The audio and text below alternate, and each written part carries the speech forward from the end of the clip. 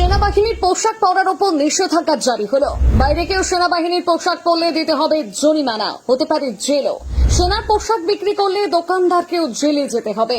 সেনাবাহিনীর পোশাক পরে কাশ্মীরের পেহেলগাঁওয়ে জঙ্গিরা পর্যটকদের ওপর অতর্কিতে হামলা চালিয়েছিল।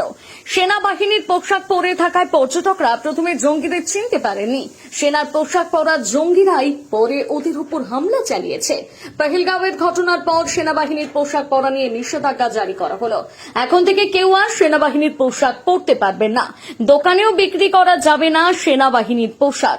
সরকারের নিষেধাজ্ঞা অমান্য করলে জরিমানা দিতে হবে, যেতে হবে জেলেও। প্রসঙ্গত, সামাজিক মাধ্যমে ভাইরাল হওয়া কিছু ছবিতে দেখা যাচ্ছে জঙ্গি হামলার পর সেনাবাহিনীর জওয়ানরা আহত পর্যটকদের যখন উদ্ধার করতে গেলে পর্যটকরা তাদের ভয় পাচ্ছেন, কারণ কিছুক্ষণ আগে একই রকম সেনাবাহিনীর পোশাক পরে তাদের উপর হামলা চালানো হয়েছে।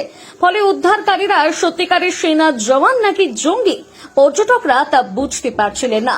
ঘটনার পর কেন্দ্রীয় স্বরাষ্ট্র মন্ত্রক বিষয়টি নিয়ে চিন্তিত হয়ে পড়েছে।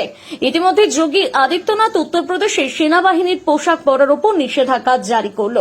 বাইরের কেউ আর সেনাবাহিনীর পোশাক পরতে পারবেন না, দোকানেও আর সেনাবাহিনীর পোশাক বিক্রি করা যাবে না। উত্তরপ্রদেশের সাধারণ দোকানে সাধারণ মানুষের জন্য জওয়ানের পোশাক বিক্রি বন্ধ হয়ে গেল। সেলাইয়ের জন্য দর্জির কাছে সেনাবাহিনীর ইউনিফর্মের মতন দেখতে পোশাক দেওয়া বন্ধ করা গিয়েছে। সরকারি নিষেধাজ্ঞা অমান্য করলে উত্তরপ্রদেশে এবার জেল যাত্রা অনিবার্য।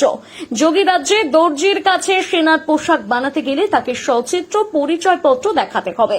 সেনাবাহিনীর ওপর দেশের সাধারণ মানুষেরও বিশেষ আবেগ রয়েছে।